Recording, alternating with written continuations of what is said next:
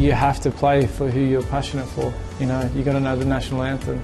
You've got to have some sort of feeling for that jersey and that badge you wear. You know, if you've got no feeling for it, and I think domestically as well, then don't put the shirt on. There was nothing else, no disrespect to any other nation, but you know, for the fans, they want a player that knows the national anthem at least. They want a player that's lived and breathed the country and understand what it is to be that nationality.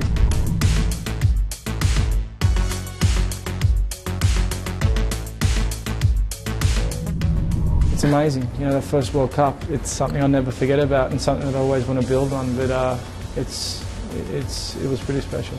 The way we got knocked out, a penalty given away, dubious, might have died, might have not, whatever, and it was 90th minute, they had 10 men and we were looking strong. We were looking strong going into extra time.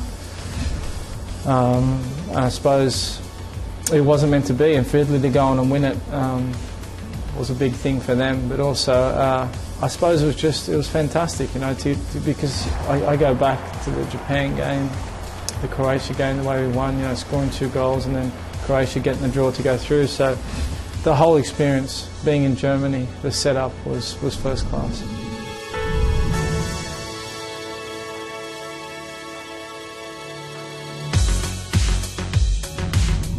I was told by Gus that I was starting, and then you know, I was going through the clips. I was looking at the midfielders I was playing against. I was seeing how tall the defenders were. I was looking at the corners, the set plays, who I was going to play on.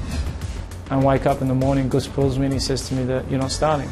So there I was, sitting on the bench just waiting. And like I said, that the fire was inside. I knew deep down, and regardless what the coach had said tactically, emotionally, mentally, it didn't matter. You know, you're a footballer, you go out there, you make your runs when you're going to score and you do what you do naturally. And the ball had fallen, left foot swung in it, whatever, went through 2 legs and hit the back of the net. And I knew then it was meant to be.